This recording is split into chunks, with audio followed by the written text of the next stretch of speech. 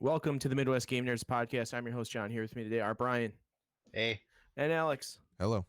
Today we're going to talk about some game news and a handful of what we've been playing. And at some point in the middle of this, Ubisoft is having their live stream, so we'll probably talk about that. But before we get to all of that, if you want to follow us on social media or see all the places you can listen to or watch a show, check out MidwestGameNerds.com/links. The Midwest Podcast Network now has a Patreon. The Patreon is meant to benefit all the shows on the network. You can subscribe for as little as $1 a month and help keep our shows alive and well.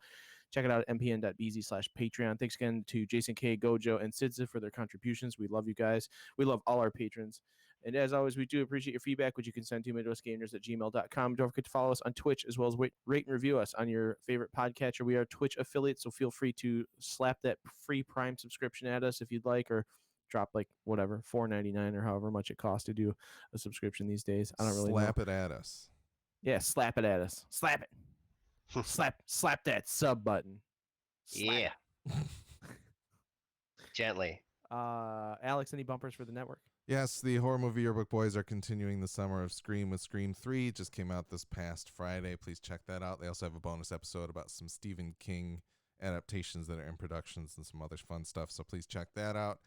And The Alienist will be back next week, and they're doing 2 episodes per week for 4 weeks. And I don't know how we're going to do this, but we're going to do it somehow, and it's going to be interesting. So please tune in to the Alienist Recap Podcast. Check that all out at MidwestPodcastNetwork.com. Just do it live. That sounds like a nightmare. Fuck it, we're going live. Brian, what have you been playing, man? Well, I tried the Hyperscape technical test. Unfortunately, I was busy with other things, and I only played it maybe a few times. But we should say I feel like it's promising. This is Ubisoft's Battle Royale, presumably free to play, that they are launching soon. Fan of the show, Haj, says he loves it and he thinks it's fun and unique. So yeah, I would like to try that more, honestly. I didn't play enough to get a good feel for it. Like, one thing I did really like is it is definitely very movement based and very vertical, like, and pretty fast. Because most of the battle royales are not like that, in my opinion. It basically, it takes place in a virtual cityscape, I guess you could say. It's a much more urban environment, right? More buildings and things and like that. Things just like districts kind of just phase out over time, I guess. That I found that hard to follow. Like, I didn't notice if there was a map, I didn't understand how to read it, or maybe, I don't know. Like, maybe I just never brought up the map because I was just frantically running around or something. So I'm not sure if there was like a traditional circle or not, okay, or if it was just the disappearing district thing. It's got poor cartography. Yeah.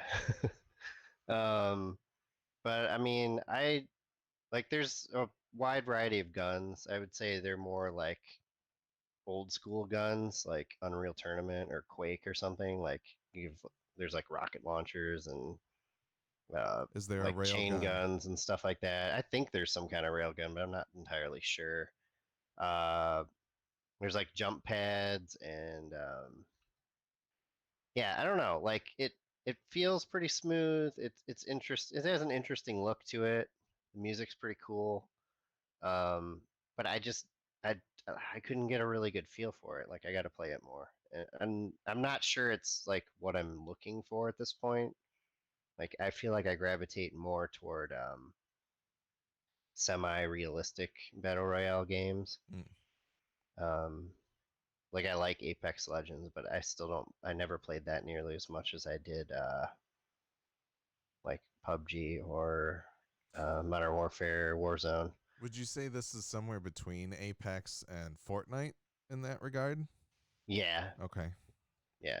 It's definitely not as cheesy as Fortnite, but it's like similar in that regards. Like, it's kind of cartoonish in a way. Okay. But not made for 5-year-olds. So yeah, I don't know. I'm pretty sure that's going to actually come out of beta pretty soon. Today, Is maybe. what they, yeah, possibly they might surprise drop it. Um, besides that, I played actually quite a lot of Destiny 2 because I've been trying to work through a bunch of odds, like odd quests and stuff that I need to finish before certain locations disappear in the fall. Um, and I don't know, I've been enjoying it. I switched out my main gaming monitor, so it's been like a new experience for me because I went ultra wide again. So just like the cinematic scope of playing games like that is really cool, and I actually have like more vibrant color and all that now. Um, so that made me play other games too, just to test that out. Like I fired up The Witcher again, looks awesome. Always has looked awesome, and Forza Horizon looks really good. Like, yeah, I don't know. These I all think that's have. about all I played. Do these all have ultra wide support built in? Yeah, they do. Okay. I Do you? should say that's not all I played because we spent like 8 hours gaming last night playing Rainbow Six and PUBG. I'm fairly certain I had my best night ever playing Rainbow Six. I'm pretty sure you did. Like my average kills per game that we played was over 5, which is never the case. Yeah, you had 9 in one game, which is insane. I got MVP twice. And God, that the comeback that we had on that one round with these people who we thought were probably using cheats of some kind, that we played for 2 games in a row, and we finally beat them on the second one. That was 3-2. That was cathartic. You'll have to link your troll Yeah. in the show notes. Yeah. I managed to we must have been playing with some inexperienced people last night because they were like, "Hey, can I play the attackers as I'm defending?" And I, being the asshole that I am, can you? Yeah, you just press Alt F4 when I typed it in the chat, which of course closes the game. And pretty soon after that, 2 people dropped, and a third one dropped when he was disappointed that his friend was an idiot. So. It's so funny, dude. I don't even understand how that worked at all. It was baffling. But If you don't know how to use a PC at this point, They're Yeah. It's hard clearly to feel under the bad. age of 10. I mean, come on. yeah, Yeah, their parents turned the computer on for them. yeah. But no. Rainbow Six was fun last night. So Yeah, you also continued the PUBG. Were you playing? Were you playing custom games again, or was it? yeah. Okay. Well, we did squads until we had too many people, and then we did custom games, but we only had at most 6 people. It's kind of lame with 6 people. Did anybody other than Fuzzy win? Yeah, That's good. I won once. Somebody else won once, I think. But in a very humiliating game, 5 of us went against him and he won.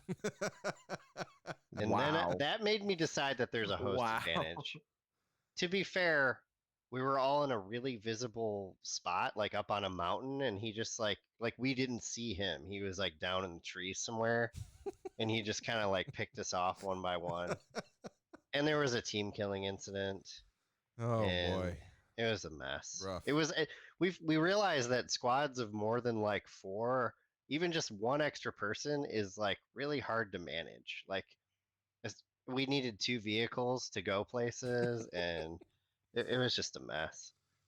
It's like But having it a was family fun. more than Yeah, I 4 really people. wish more people would join us in that. Yeah, it's a janky game, but there's still like nothing quite like it. The game jank doesn't bother me as much as the fact that Fuzzy murders me every time that I play. Well, we've decided he might have host advantage, so next time we do it, like I'll probably host or somebody else. I'm excited to hear that it was not a host advantage. But yeah. Well, Right on. What else, Alex? What have you played?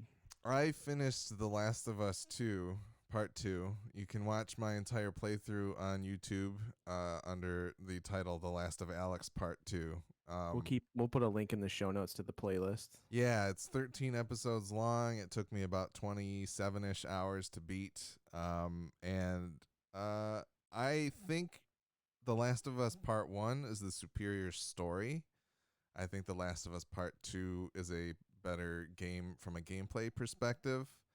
But that being said, there are some moments in The Last of Us Part 2 that are incredible between gameplay moments and story moments. I'm not going to go into any spoilers here, so you don't have to worry about that. But there were just some incredibly tense and crazy boss fights. Not like not even just boss fights. There's a particular boss fight that blew my mind, and I can't talk about it because it's a big spoiler. Um, but on top of that, they just take some really big swings with what they try to do with the game, and I think it works in a lot of places. But I don't. The thing that falls apart for me is that I feel like it kind of just devolves into this story of like an eye for an eye makes the world go blind. And I don't really know that the first game, like the story of the first game is great, and I feel like you walk away with a message of like real conflict about how things are handled. And in the second one, it feels a little more black and white of like, yeah, this was all just completely bad. There's nothing good that happened here. And so that's what's a little bit disappointing to me. But Last of Us Part 2 I think is a great experience. I think people should check it out. I think people who are telling Laura Bailey that she needs to die because of things she did in the video game is fucking asinine, and those people are idiots, and they should probably just stay off of the internet. Just the Probably. internet in general is a really shitty place right now. Yeah, and people are horrible, and so we probably deserve the corona. No offense to Yeah. people, but all offense to people. So No offense to anyone I listening. have been saying for years that we need another plague. yeah, so, yeah. Well, we got it, so Yeah. it's here. Rejoice. I was Um, hoping for something more dramatic though, like people's eyes bleeding or something. This is kind of low key. Yes, just their lungs evaporating from within inside their body is not good enough for yeah, Brian. no, Brian wanted like some 28 days later. Yeah, But the rage. yeah. No, Last of Us Part 2 is very good. Please check it out if you like the first game. If you didn't like the first game, it might be a little bit better. I like the accessibility options as we talked about last time. Lots of good ways to adjust the difficulty if you need to. I instead just suffered through some of the problems, which you can see on my stream, The Last of Alex Part 2, where I often restarted checkpoints all the time. Other than that, I picked up Transistor, which is a game. Not picked it up. I've had Transistor since it came out in 2014. But that's a game from the Supergiant guys who made Bastion and Pyre, and most recently Hades, which is yet to come out of early access on the Epic Games Store. But Transistor is this kind of, it's a isometric view kind of action RPG. The cool thing about it is that it seems like it's set in like a digital world, and you get different abilities that you assign to the face buttons, which are different kinds of attacks and like dashes and things like that, and you can augment them with each other. Like each ability that you get has a passive and an active ability, which is interesting. But the other thing that's cool is that it's basically got VATS, so it's like an isometric Fallout almost again in a digital computer type world instead of a wasteland, and you can kind of like you press R2 and then you can chart where you move to or which enemies you attack and which attacks that you use on them and try to build a combo and things like that. So it's kind of fun to play a game that has a VATS-like system in it. And it's nice to go back to because I only ever played like maybe an hour or two of it previously, and now I feel like I want to keep going with it. So hopefully, I think it's only like 6 hours long is the thing. So hopefully I can do that before I lose myself in Ghosts of Tsushima, which comes out this Friday. Oh, you Yeah. guys. I'm jealous. Yeah. So, yeah, but that's it. Transistor and The Last of Us Part 2 is all that I've been playing. Their new Right game, on. Hades, is actually on Steam now, too, by the way. Is it? I've heard it's Yeah. very good. I'm mostly just waiting for it to come out of early access because I kind of want to. I you know, I know there's people that have had fun with it as it's been being built, but I just kind of want the 1.0 to kind of have the full game ahead of me. And I know that they've made a lot of changes as it's gone on, but it sounds cool, Yeah. and I'm excited to check it out when it's out in full. So Sweet. Pyre was. Did you ever try Pyre? I did not try Pyre. I played Bastion a little bit. I didn't love it as much as I enjoyed the bits that I played of Transistor. And Pyre is one that kind of the sportiness of it intrigued me, but it's not normally what I care for. So I kind of was like, maybe I'll pick it up at some point when it's super cheap, but I haven't bothered yet. So For whatever reason, I had a difficult time grasping the gameplay in that game. yeah, Like I didn't play it very long at all. I was like, this is just too weird for me.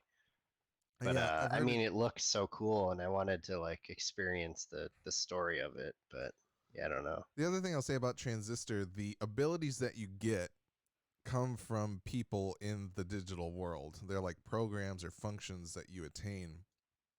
And as you equip them to either an active or passive slot, or there's a third type of slot that I haven't unlocked yet, you unlock the lore on each of the functions, which is really cool. So you kind of gradually learn more about this character that you basically walk up to and died, or somebody who you killed and got that function from. And you unwrap a little bit more about their story the more that you use them in different variations. So it kind of encourages you to modify the normal attacks that you'd be using, or to use the attacks that you normally use as modifiers on other new attacks to try and get more of the lore of the world that's going on. So I really like that. I think they do that really well. They kind of encourage you to change up the way that you play. And the thing is, if you die, you lose one of your abilities until you until you hit a checkpoint twice, and that kind of encourages you as well to use things differently. So they do a good job of kind of making sure that you don't get stuck in a rut of only using the same abilities over and over again, which is cool. Yeah. So Yeah, I remember enjoying it, but I never finished it. It's yeah, I'd like back to to it. finish it before more open world apocalypse hits me. Sweet. I haven't played much of anything other than a little more Horizon here and there. Nice. I just try to pick up that game whenever I can, and it's obviously been tough playing Dad Simulator most of the time now. But that game, that's a good game for sure. Like I wouldn't feel the need to keep coming back to it if it wasn't good, but the narrative is like pretty rad. Um, yeah, it's sweet.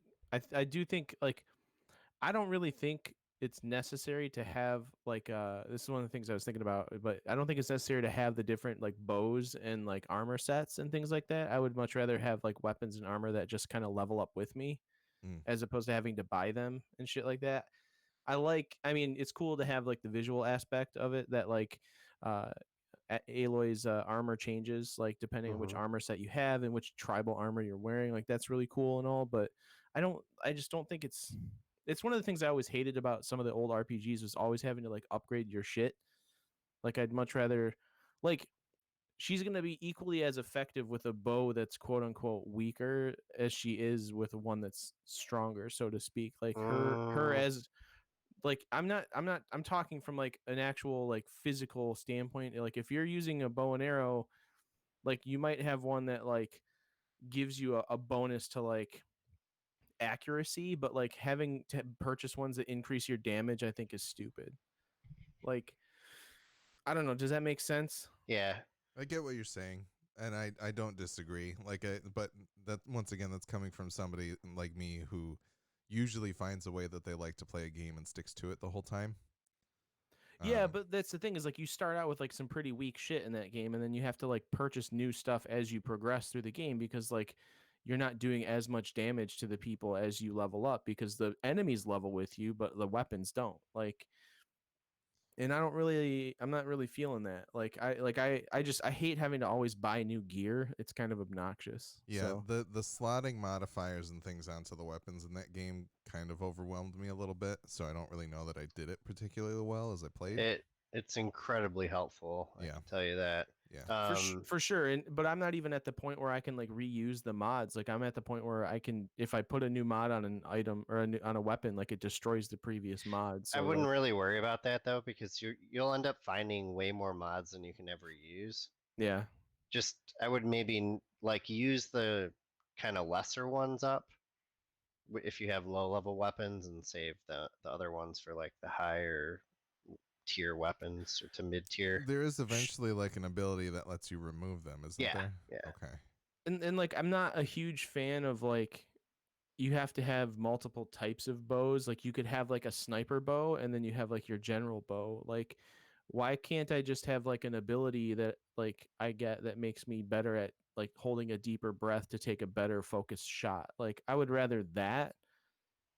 It's like Well, little mechanic things that kind of bother me. But other than like I don't want to like I'm honestly nitpicking at a game I've put maybe 5 hours into. Like let's be honest here. That's kind of an asshole way to do things. But in all reality, it's a great game. I want to keep playing it, but there are just like little things that I'm like, why do I have to spend time doing this? Like, I don't want to have to like every time I finish a big like story point, there's a shopkeeper who's like shows up and he's like, hey, Aloy, come talk to me. And then you like walk over to him and like you gotta be like, hey, what's up, bro? And he's like, check out my shit and like shows you all his wares. And you're like, I don't fucking want to buy any of this stuff. I don't know what any of this shit does. Like, I don't want to spend time dealing with this. Like I want to keep moving with the story. Instead, I end up spending like 45 minutes going through the dude's entire inventory to like read every bit of information about all these other weapons and things that I didn't see before. And I'm just like, this is a waste of my time. Like I don't really remember that being such a huge part of it. it may not be something you as a player focus on, but like for me, like I feel as though Alex and I share a lot of similarities in like choice paralysis and things like that. Like I'm gonna sit there and like read all of the information about these different weapons and like waste a bunch of time doing it because I don't want to make the wrong choice in terms of which weapon I'm Do gonna you, choose. Brian, do you remember? Do you actually get weapons from the proving grounds that you do, or is it just unlocking the Yeah, ability but to you get have them? to like 100% them Okay. basically, I like feel get the like top score. I feel like when I Or well, it unlocks at least it unlocks the option to purchase them. okay, that's kind of like where I ended up at with it. I was basically just like, if it's one from the proving ground, then it's probably worth buying. And I don't know that I bought too many of the other ones that you get at like random vendors and stuff, unless it was something brand new that I never even had before. I think with a lot of the types of weapons, I just waited to buy them until I found like the blue or purple versions, and then I bought those, and then I didn't need to upgrade the rest of the game. So just like some of those like lower to mid tier weapons, you can do without those weapon types entirely for a while. So you're better off just saving money and buying like the best version later on. Sure, yeah. And it's also kind of annoying that like every other type of bow has its own ammo that you have to make for it. Like what the fuck? Like a bow uses arrows, period. Like why do I have to have like sniper arrows and like regular arrows? Wouldn't like Well, a regular maybe arrow also be a sniper arrow? maybe the Like sniper arrows are lighter and Yeah. they fly further. I mean, that's a real see, thing. They I like feel like use different they would be feathers. heavier. No, I get that idea, but also it's kind of it's just I'm just saying like for the sake of a video game like that isn't quite grounded in reality. Like quit giving all this fucking realism because I don't need it. Like it's the same shit with fucking Metal Gear games, man. Like I don't need to like pull the bullet out and sanitize the wound and then wrap it and dress it and then put my clothes back on and then I eat a don't know. meal and then I'm healed. Like I That don't sounds need awesome. that. I mean, I wish more games had that. Fuck that. I want to eat a pizza and I have 100% health. That's what I want. Well, Like the weird thing about Metal Gear games is that usually you can do that too. right. But it's like a anyways, like calorie mate. that shit's annoying. Like other than me nitpicking again a game that I've maybe put 5 hours into, like it is cool. I want to keep playing it. I like it a lot. I haven't really played anything else, so I can't really say anything about that. Um, but I did say I was debating picking up Death Stranding on PC and giving away my copy. I am giving my PlayStation copy to Nick because he's a cool dude and I just want to hook him up with a game. And he also has a copy of The Division 2 for me to play on PlayStation with him. Uh, So whatever, man. I'll have it on 3 systems at that point. Who cares? I love that game. It's amazing. I don't give a shit. But instead of getting Death Stranding on PC, I think I'm going to invest the money in getting Ghost of Tsushima instead. So Nice. I will be able to play and talk about that with everybody on the next episode. Cool. Other than that, the Ubisoft thing is going to start in about 3 minutes, so I don't know how we want to do this necessarily, but Yeah, I mean, I don't know. I had some news pulled up. I don't necessarily know that we should hit it right now because things are about to start. But This is true. you know, well, let's speculate for 2 minutes and 50 seconds. Like, what do you think they're going to show off here? What do you think they're going to do? I think we're going to see some more Assassin's Creed Valhalla. I think they're going to address the Me Too bullshit that's going on with them right they now. have already said they will not.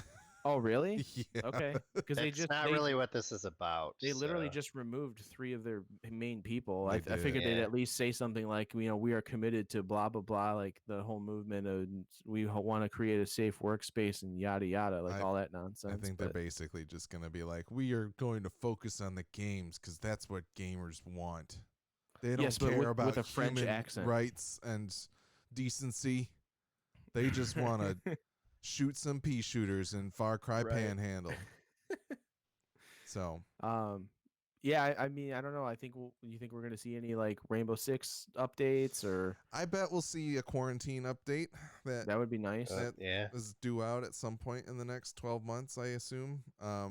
We know Far Cry 6 is certainly going to be announced, the worst kept secret of this entire thing.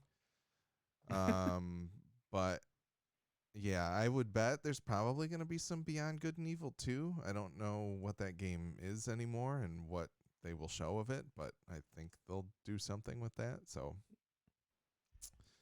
yeah, I don't know. What do you guys Yeah. think? I mean, I don't know if they actually will, but I do hope they touch on the future of Siege in some way. Like if they're mean- going to keep supporting it beyond this year or not. I would assume that it's just going to be like a smart delivery kind of thing for the next generation, where it'll just keep playing the current iteration of the game, but with like faster frame rates and yada yada. There's so many operators now. I almost feel like they need to actually make a sequel at some point and scale things back a bit. I'm curious if they basically just want to pivot to quarantine because it sounds like they're getting to the point where, like, you know, they're doing less operators in this season pass than they have previously. It's only 6 as opposed to 8. Yeah. So it seems like they're kind of ramping down. But I also could see them kind of saying, like, hey, this pure Rainbow Six Siege experience is something that you can still play and hang on to, but we're going to try and, you know, develop this different experience over with quarantine. So I don't know. It'll be interesting. So yeah, unfortunately, everybody, I cannot find a great way to pipe the audio from just this in and also not cause a terrible feedback loop. So I would encourage you to check out the stream and have some audio on your side. And if I can figure out how to do it before then, I will let everybody know. But for right And now, keep in mind we're about 30 seconds delay, I think. probably something like that. Yeah, that's what it looks like according to 30, 35, I don't know, something like that, 37 seconds.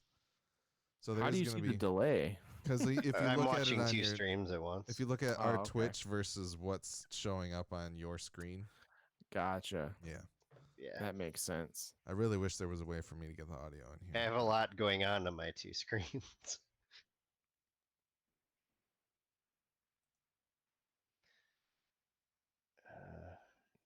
I could, let me try and do it this way. It's going to be delayed from what we see on the screen, though, is the problem if I try and pipe it in by Bluetooth.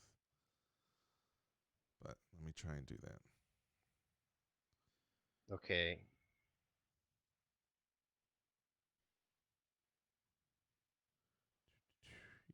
Oh, they're showing off some Watch Dogs 3 right now, it looks like.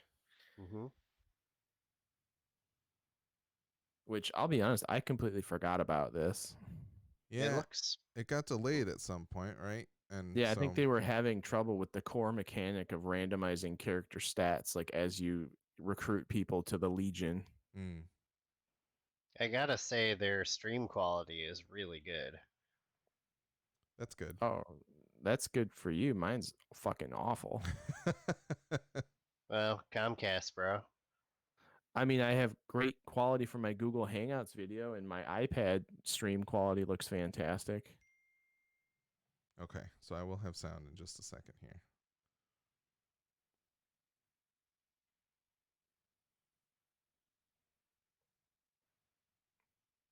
I suppose this isn't the most exciting podcast episode right now, but that's okay. I did not speak out. Well, we will cut this part out of the downloadable version. So I don't know if you guys want to mute your individual streams. You can hear it through mine right now, but it's weirdly delayed, unfortunately. Then they came for the journalists, and I did not speak out because I was not a journalist.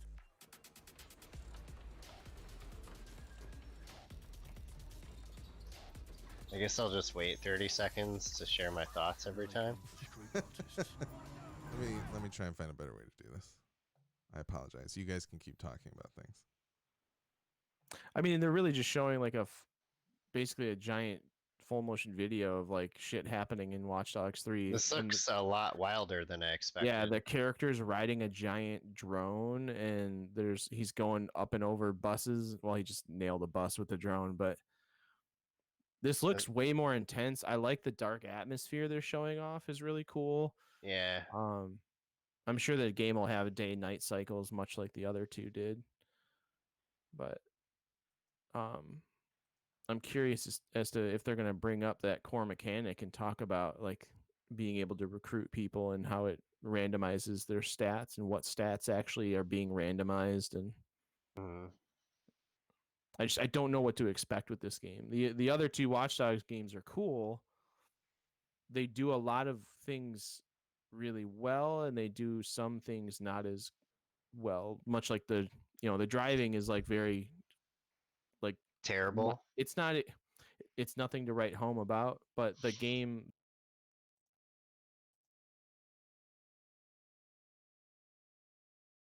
messages and stuff is all very cool.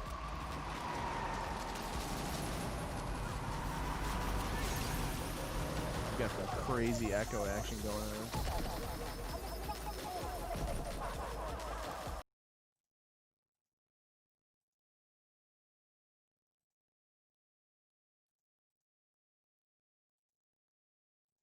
So that's not going to work. Oh, this is why we get paid the big bucks.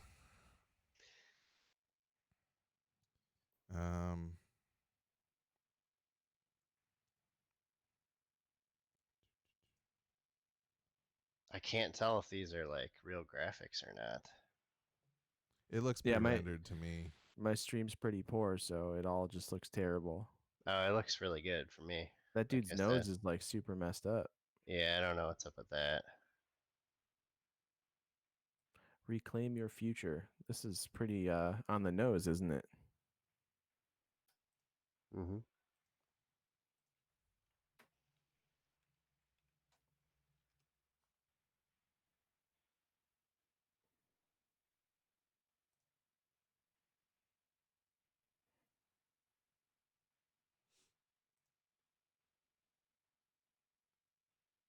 This was okay. That was the name of the ad. Was Reclaim Your Future.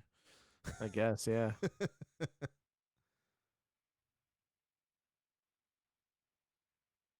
Okay.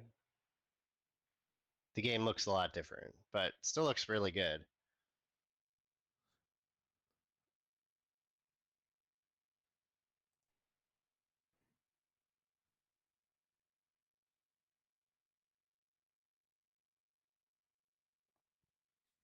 All right, I think I might know a way to fix this. People just won't see me as I talk, which is fine.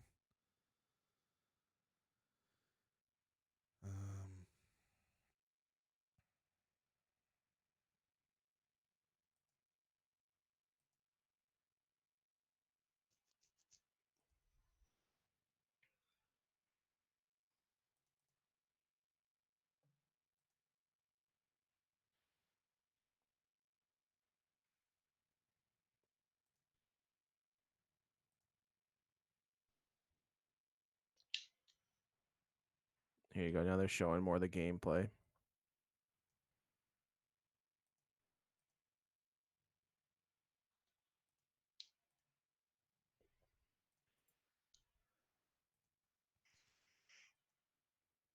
Okay, let's see if this works. So it's a terrorist simulator. In and lock down the city. No, that's not working. With London mysterious I have an terrorist echo. only took 12,000 The government turns to a private military company.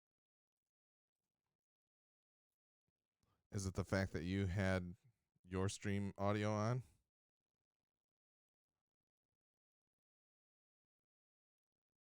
I don't know. I didn't touch anything. Yeah, exactly. You'll have to mute your video.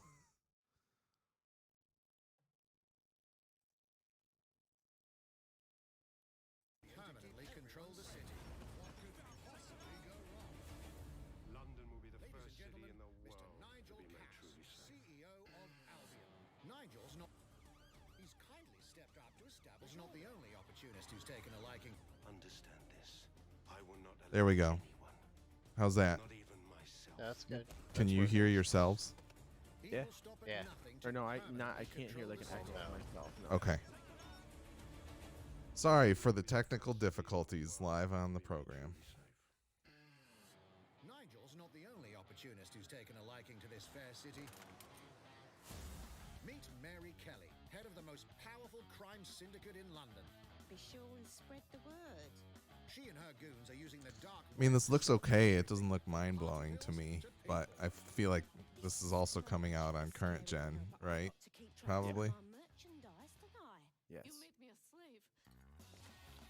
You do not want to ruffle her feathers.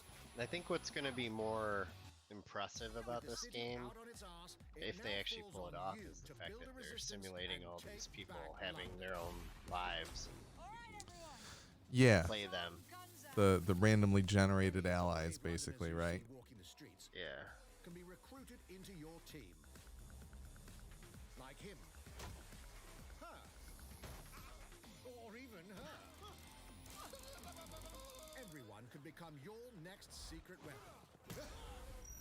In our first mission, we need to get some dirt on Nigel Cass, and that means breaking into Albion headquarters inside the Tower of London.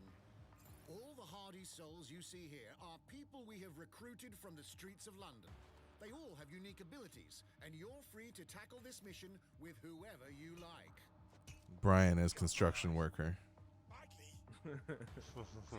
I like to ride drones in my spare time. Like everyone in DedSec, Arthur can hack pretty much whatever. But as a construction worker, he has a particular set of tools that make him handy. He can even call his own cargo drone.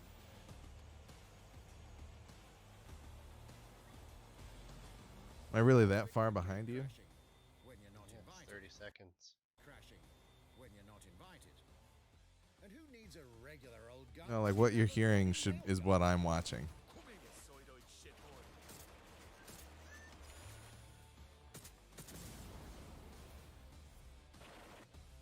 Oh well. Jesus Christ, what is that thing? Perhaps we could approach this mission differently. If you'd rather keep your distance, we've got you covered. Amy is a drone expert, What have we here? a real tech connoisseur. Hate spiders, but love this one. What an adorable creepy crawler. Here we are. Let's class the place up. A drone expert does have the unique ability to summon their own drone. This little darling is fast and stealthy. She aims, she fires, she hits. John, as somebody who's played Watch Dogs, do you feel like this seems more customizable in how you can actually interact with things, or have they just kind of split it across different characters? Turning the tide in her favor. No, it definitely seems more And if you are not into direct customizable to confrontation, some there are extent. more ways It's than one to it's get been the a job while done. since I've touched the series, but Recruiting I an think it's Albion something officer that, like, Brielle here might be it'll be challenging, interesting to see like what other but it'll things get different you characters are inside capable of restricted doing Albion now. areas. Did you like? Did you have to spec your character in the original or in the first two? Like, did you kind of have to decide, oh, I want to use drones more, or I want to be more in your face, or Honestly, I can't remember the Okay. skill tree or anything like that. It's been, when did Watch Dogs 2 come out? That was probably 3 years ago at this point, and then the first one came out 3 years before that. yeah, so, something like that. I just like the game always felt really good, minus the driving. So I'm hoping that's something they focused on was the driving. The hacking was the cool thing though. Like you could hack that things seems on to the be fly. enough Like I evidence. liked being able to Next up, we're crashing drive Mary through an Kelly's intersection organ and flick the farming lights operation and putting a stop to it. so that other cars could crash into cross traffic because like the traffic lights were like letting people Yeah. through. And we need a hard Just nut that for aspect this. was really cool. It kind of it led you to think more about the paths you were taking Say and hello how you to could Mickey, manipulate the the environment man around lives for you, his team. which was sweet. You could make like ballasts come out of the ground and doesn't mind stuff getting in his certain hands areas dirty. to like block people and Okay. Yeah, like it seems interesting to me, like if they kind of get around the idea of respecing by basically giving you a bunch of characters at the same level with different abilities, right? yeah. So that way you can kind of like change up the way you want to play without worrying about like We'll come back to him. literally allocating You know what? skill points in Let's go different to someone a places bit or more something of that professional. nature. Well, you can go to the pub and slam a pint, so I might want to try this game. It's almost crass to call him a hitman. Oh, this like shooting sequence, like Matrixy looking shit is pretty dope. It feels very John Wick to me, Yeah. which is great. Some might even call him an artist.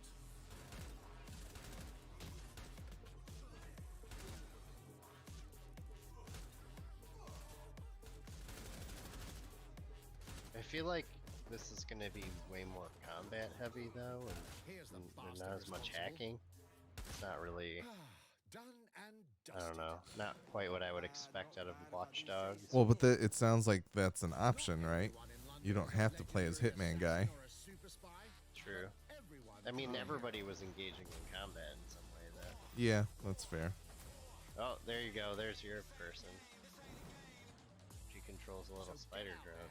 Find the best recruits and build your resistance.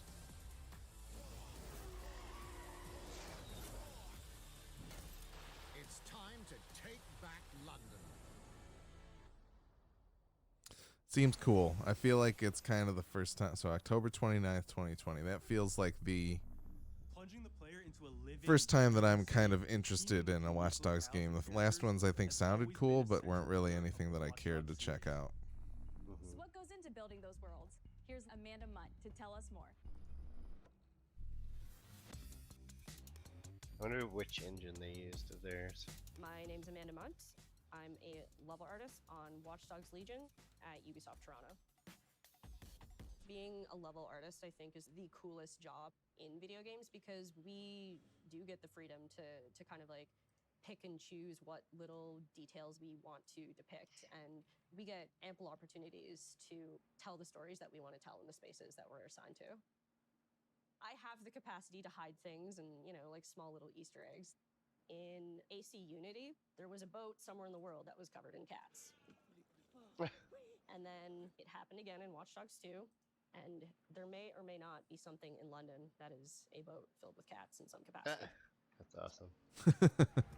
I was fortunate enough to go to E3 last year. Some of the people that I was showing our demo to were from London. So no matter where I dropped them in the city, they would go, "Oh my God, this feels like Camden. This, you know, this feels like Southwark. This feels like Westminster." When people are talking about some detail that I've put into the world and they're excited about it, like that feels. Yeah, so this was originally going to be released March 6th. With care. I love it.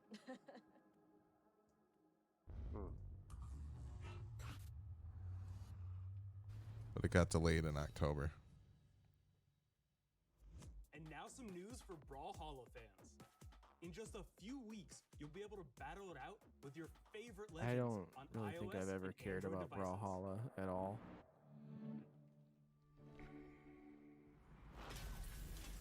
I mean, if I cared about like brawling shooters, like what was that?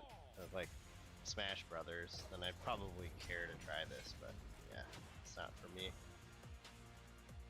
It's on mobile now, though. That could be cool. Way to pass a few minutes. Were they saying crossplay as well? Yep. Yeah, with everything.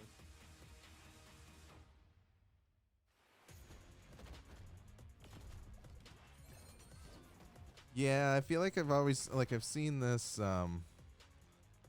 booth at PAX twice now. I've never really been like, let's check that out. There were a lot of people. Yeah. With a year in between the two times. Yeah. I think the first time we saw it, it wasn't out action yet. fix on the go, or want to dive back into one of the most beloved fantasy franchises in gaming, we've got you covered.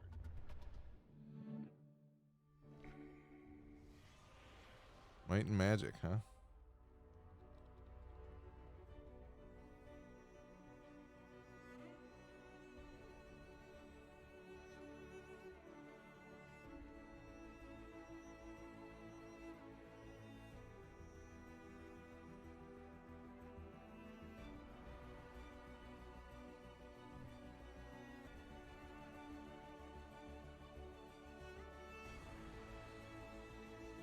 Yeah, it's a mobile game.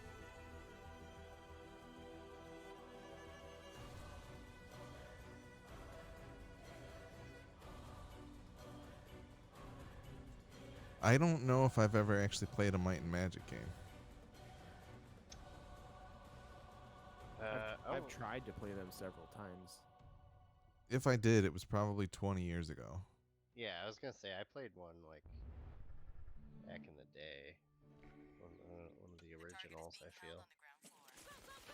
Whatever this dope Rainbow Six game they're showing off. This is I don't that strategy game with like Probably, the Ubisoft like Ultimate Team type game, Oh yeah, I forgot about that. which seemed interesting.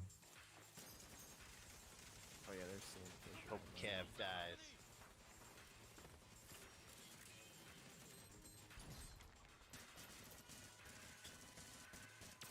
Why was Monty protecting Cav?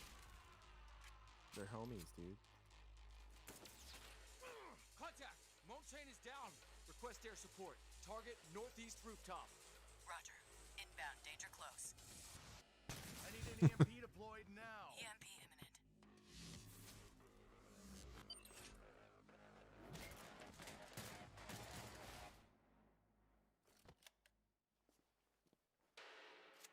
Get back in your cell!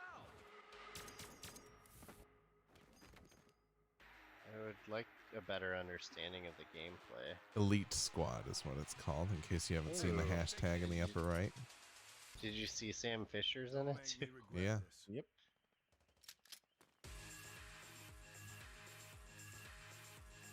Tom Clancy's Elite Squad. Mobile game is the thing I think that put us off a little bit, but I think it's a cool idea. It's been 5 years since Rainbow Six Siege first launched, and the community has never been stronger. In celebration of this milestone, Ubisoft Montreal has put together a special video to thank all of the amazing players and developers that have helped Siege become the game it is today. And that's all we get.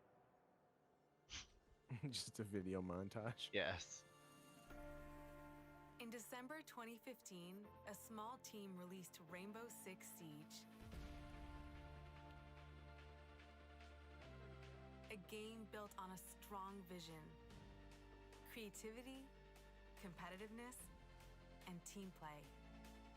Pour le joueur, le 1er décembre, c'est un début, mais pour nous aussi. Il faut tout de suite s'engager et dire aux joueurs, ce jeu est installé, tu peux t'y installer I aussi. don't know what he's et nous saying. serons là. That original vision was quickly adopted by our passionate community. Also, John, if you want to turn your air on right now. I'm good. Okay. I had it on for a few hours before we started. Okay.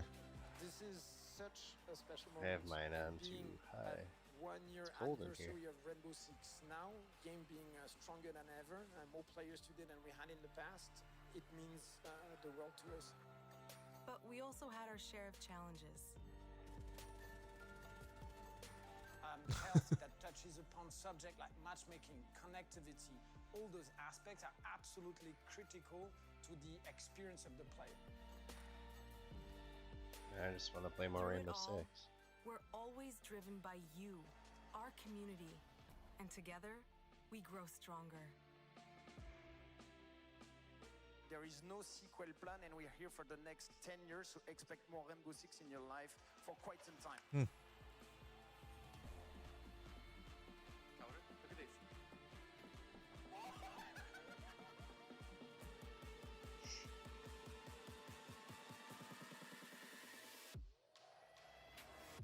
les succès, c'est vraiment le résultat de autant de nous que de vous. Ce jeu, il est autant le vôtre qu'il est le nôtre, nous, l'équipe de développement. Now 60 million players strong, we're just getting started.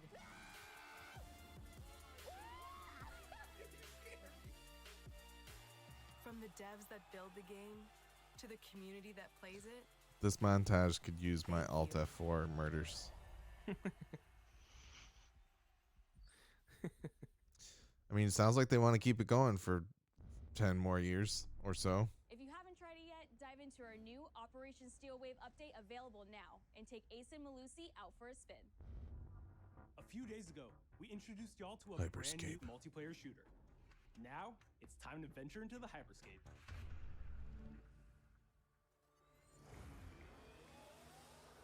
This is my first time seeing any Hyperscape gameplay and video. Oh, really? Yeah.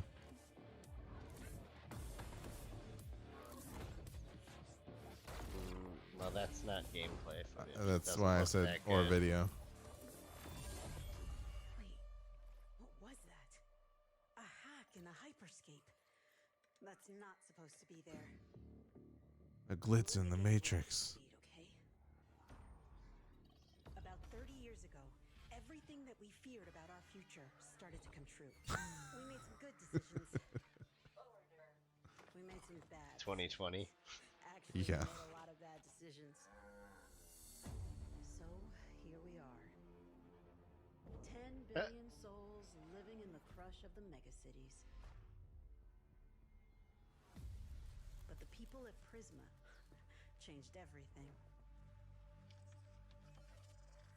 So it's Ready Player One, the Battle Royale. They gave everyone a Sure. way out. The hyperscape. In the hyperscape, the biggest draw by far is Crown Rush.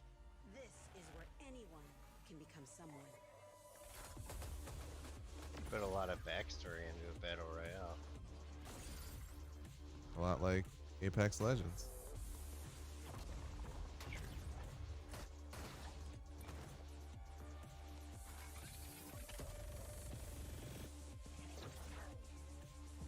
It's basically like the Overwatchification of Battle Royale, right? And that's what people were saying with Apex. And this is Kind just a of. continuation I mean, of that. there are not classes in this game. No, but there's like a lot of like abilities you can pick up. not even speaking on a gameplay level, just the idea that you have these characters that you're gonna make stories about. Right. Yeah, you actually create a character in this like you do in like PUBG or something. Oh, really? Hmm. Yeah. Users disappearing from the real world. Some of the abilities are really cool. Like there's one where you just basically turn into a giant bouncing ball. And we have to find it. It's kind of fun. Some of us are searching for a way up. Some of us for a way out. And for others, a new way altogether. That's what brings us to the edge of the future. To the hyperscape. I'm JC, Creative Director on Hyperscape. JC's work on Far Cry Primal and multiple Prince of Persia titles has established him as a top creative here at Ubisoft. For me, what's exciting is we started building it from scratch. Seeing it grow, adding ideas is really cool. Hello, contender. Welcome to the hyperscape. The game takes place in 2054. It's in a future where humanity has grown a little darker. One of the companies Not there, that much they are darker. launching what's called the hyperscape, Just which a is the little. virtual world and the internet of the future. It's the place where everything converges. Within the virtual world, there is a battle royale that takes place in the virtual city of Neo Arcadia.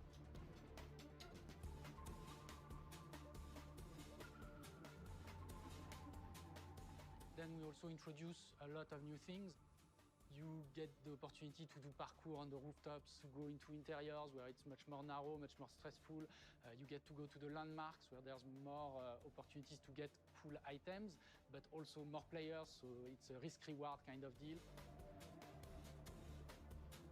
We introduce the notion of hacks, special abilities that you can pick up on the fly to adapt your tactics. With hacks, you can do things like teleport yourself, you can wrap yourself into a ball. And It looks bounce cool. around I the just don't battlefield. care about battle A lot of royales. abilities that let you have fun And it all makes me think that Mag on the PS3. And finally, it's made Just as a was spectacle, so all before the its viewers will time. be able to interact with the game on different What was levels before its through time? the Twitch extension. Mag, massive Oh, yeah. action game on the PS3. And viewers will be able to decide what effect they want to affect the whole battle. So things like changing the gravity, infinite ammo, or stuff like that. So players, while this happens, really have to adapt to all kinds of stuff that is happening. Okay, that So makes for more me, sense. it's really exciting because right now, as we speak, we are launching the open beta, and so it's going to be available for free-to-play for all PC players worldwide. And I really Next want week, to you thank said? all the I think now. players, all the streamers, Oh, and now? all the viewers who participated in tech test and who will participate in the open beta. Here's a short glimpse of what you can expect.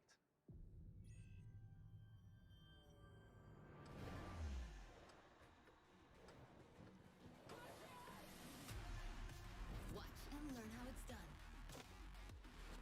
Perfecto. Showtime.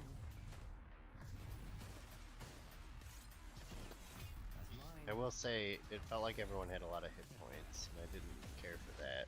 Let's show 'em I what like we're made of. quicker time to kills. Obviously, I play Rainbow Six and PUBG.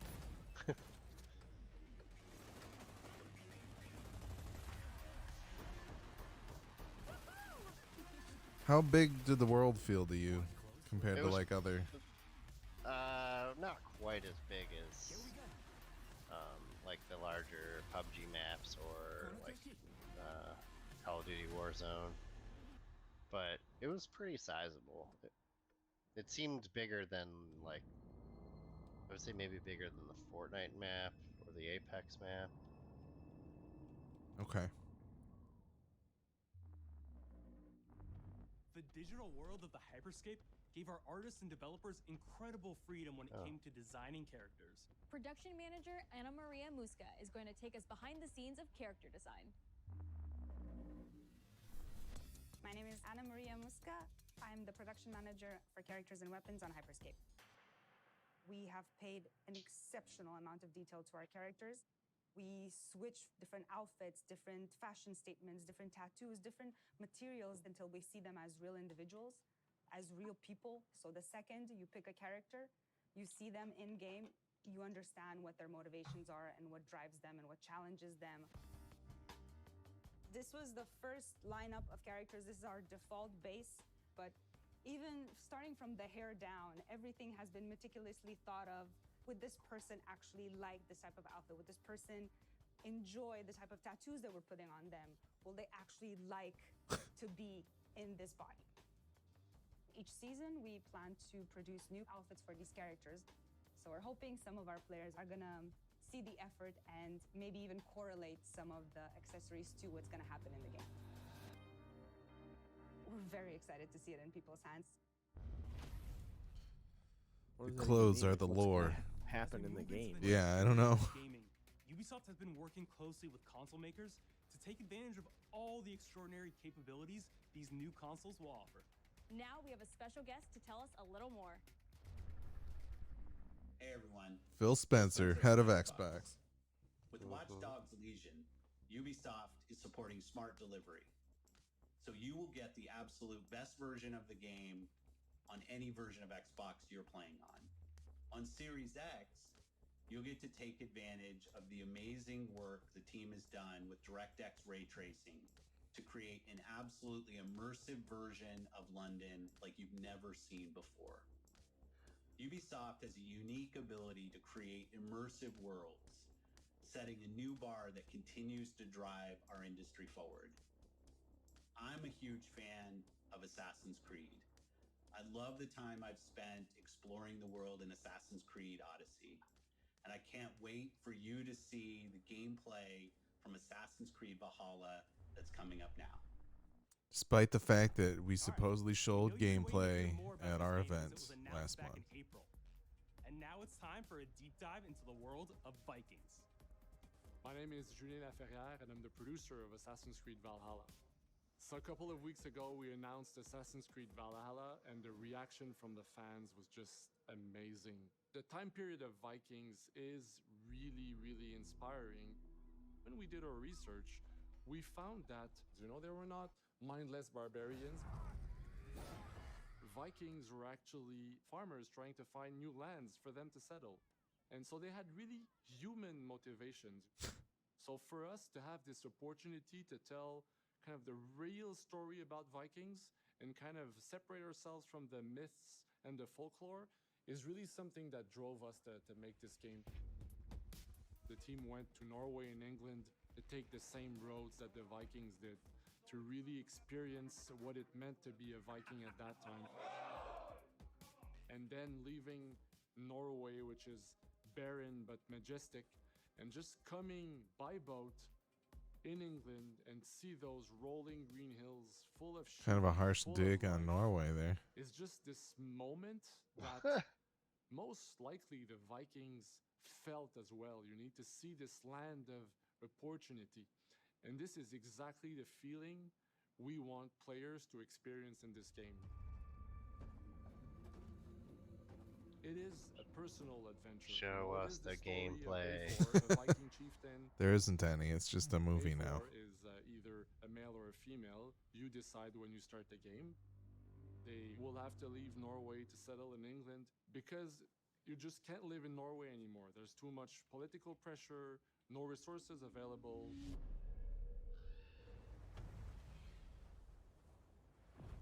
Obviously, in England, it's full of Anglo-Saxons and other people, and they don't really want you there. So you will have to fight your way there to kind of build your own settlement and see your clan prosper.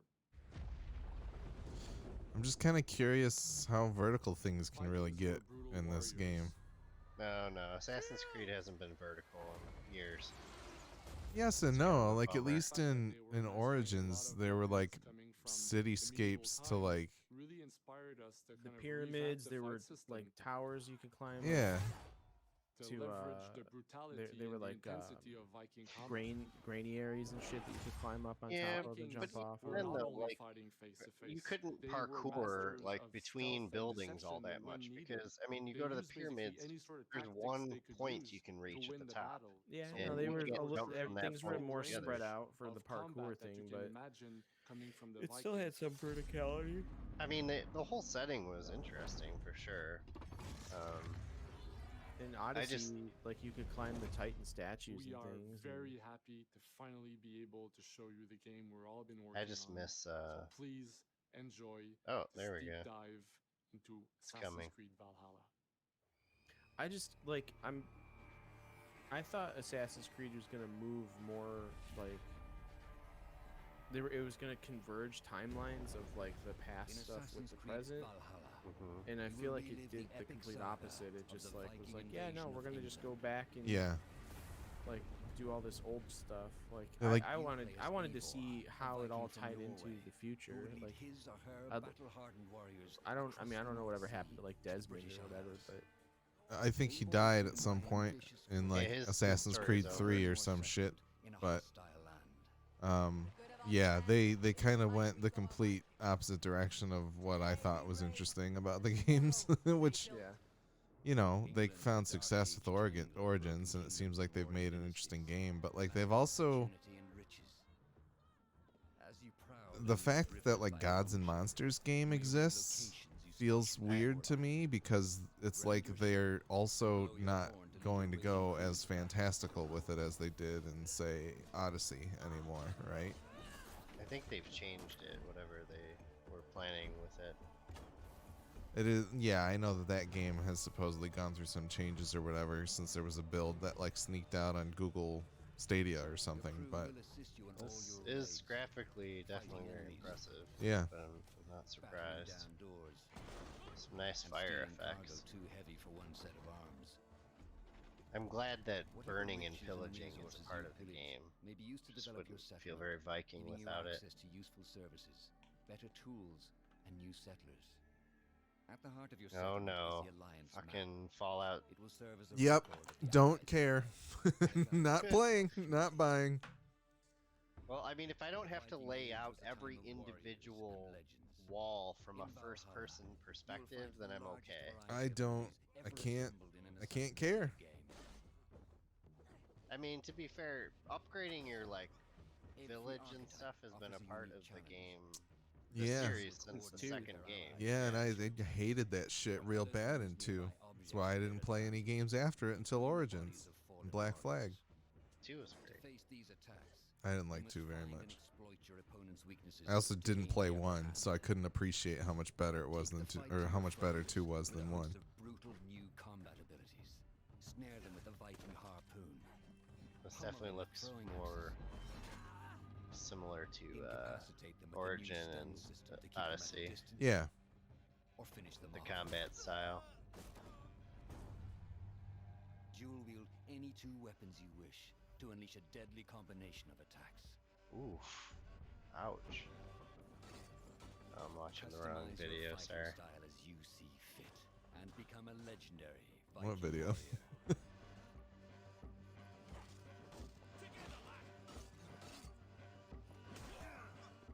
All combinations of weapons are available to dual wield, including 2 shields. 2 shields? Captain America. That's awesome. Not all situations call for violence. In this new land, a Viking must find a way to If you'd like to be boring and just walk with people, you can do that in this game. That's what Assassin's Creed is about. Avoiding unwanted attention in towns and bustling cities. Use Eivor's hood and cloak to blend with crowds and slip past watchful eyes. An unseen hunter among the people.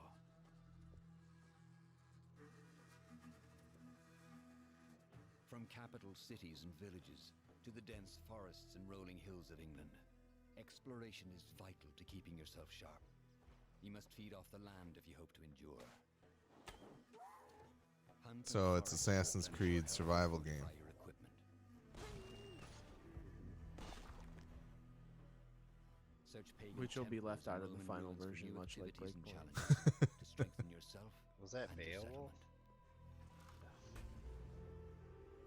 The more you explore, the more of England's secrets you will reveal.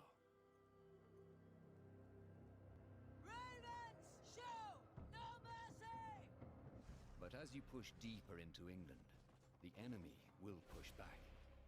In a series of climactic moments, Assassin's Creed Valhalla will feature massive assaults in which you will lead Eivor's army into battle. That's against pretty heavily interesting. guarded Saxon fortresses. I can get behind some castle siege, that's for sure. And tomorrow, we rebuild. Assassin's Creed Valhalla will transport you to wondrous and haunted lands, inspired by Norse myths and England's pagan roots. It will challenge and surprise, with unforgettable characters, thrilling triumphs, and tragic losses, giving you the chance to live your own Viking saga.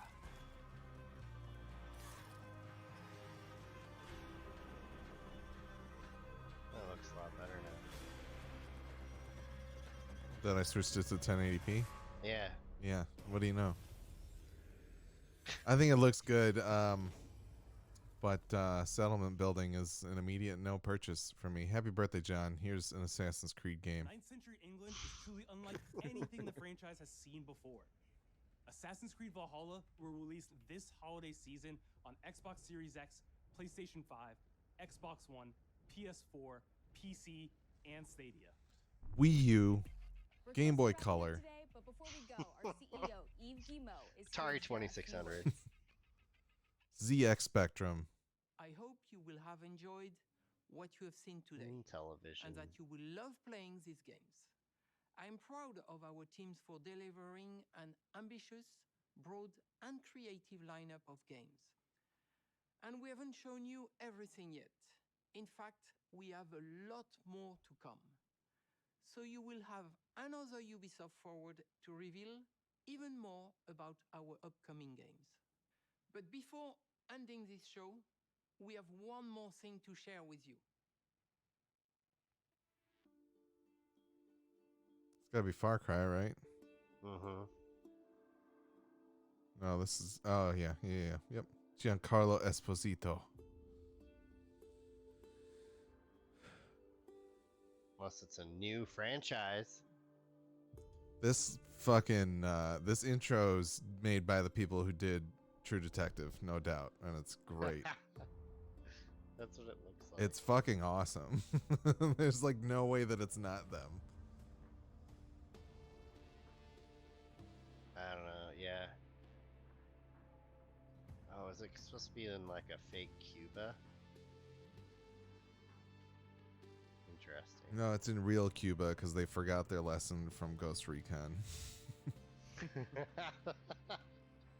Maybe they're just doing Bolivia again. Yeah, They're like, well, they we are pissed at us anyway. scorched earth, you know. It's just portrayed as a shithole again. Yeah, I'm digging this trailer, It's pretty cool. even though it's not really showing anything. Yeah. Like this is When just did- the when does intro to the episode game, start? right? Yeah. I'd watch this as a True Detective.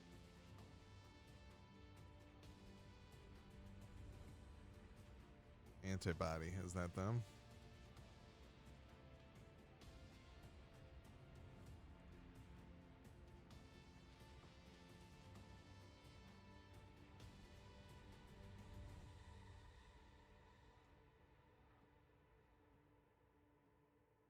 Yes, they are the ones that did True Detective.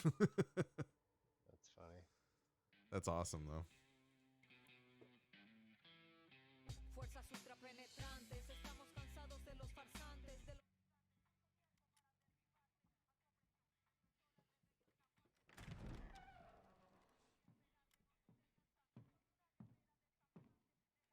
It's beautiful, Migo. Perfect, but useless. I have something for you, Diego. Give me your hands. Papa, Now, the grenade is simple. It has 4 basic parts. The shell, which contains the explosive, the fuse, the handle, and of course, the pin. what are you doing? Breathe. The pin simply holds the handle in place. It is only when you let go that this grenade goes boom.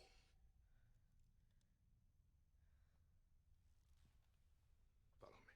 Much like the country of Cuba. Now. So do you guys think that's Vass? Or do they just like scars on that eyebrow of people? I think it's Vass, whatever. Vass. I don't know. I never played that game. Vass. Vass. So Midwestern of you. It's trying to stay on brand. It's gonna be Vass. And even if you have love in your heart, They were saying that like even if you want what's best for them, if you only Vox is want from to a save them specific from area and it doesn't really tie to the lore, but I don't know. I think it's probably him. He was easily one of the greatest villains of all time. Yeah, I know people have continued to say that even after like 4 or 5 and New Dawn and whatnot have come out, but And I can't remember the dude's name who plays him, but man, he's it's Michael Mando from Better Call Saul, right? He's so fucking good. He is man. really good.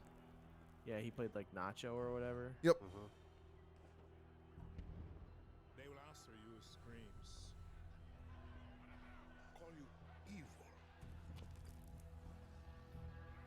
A monster.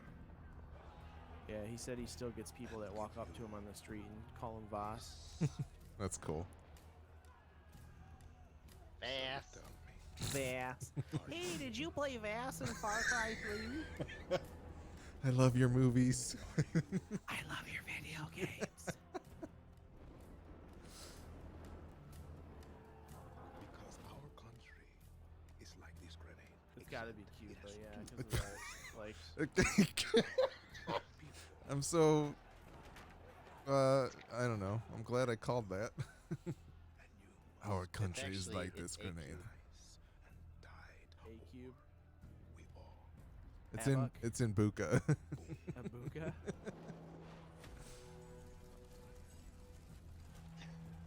Alright, right. How many Yeah, times? yeah, How many like, times does so this get bad. delayed? Let's take a bet now. It won't. Oh, it won't. They just had to drag and drop it into a new file, and then they hit publish. It's already done, actually. Just up the frame rate and put it on the new consoles, guys. Oh wait, hold on. We up the frame rate and we put it on the new console. February 18th, 2021. All right. I like things coming out in the winter when there's nothing to do. And with that, we're wrapping up our first Ubisoft Forward.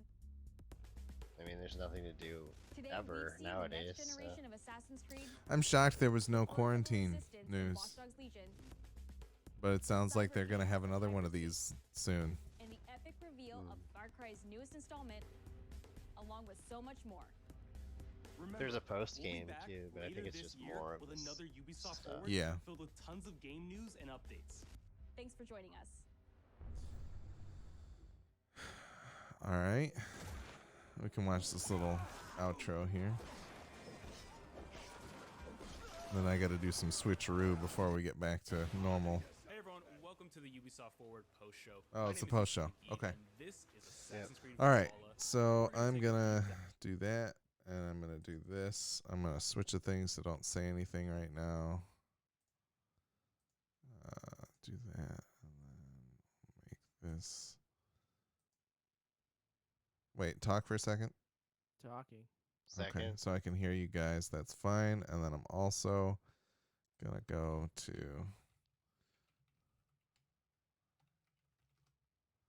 Now people know your screen name. Do they?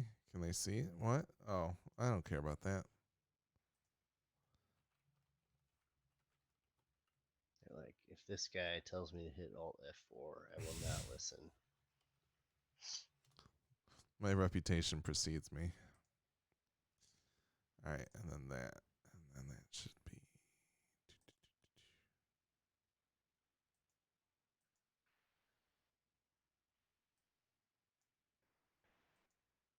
Man, I kind of want to fire up my free copy of Unity and try to find that cat boat now. Okay. Let me check the OBS here. And then I can get rid of this.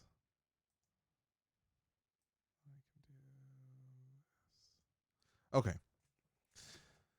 All right. So, Well, I don't really know what we just watched.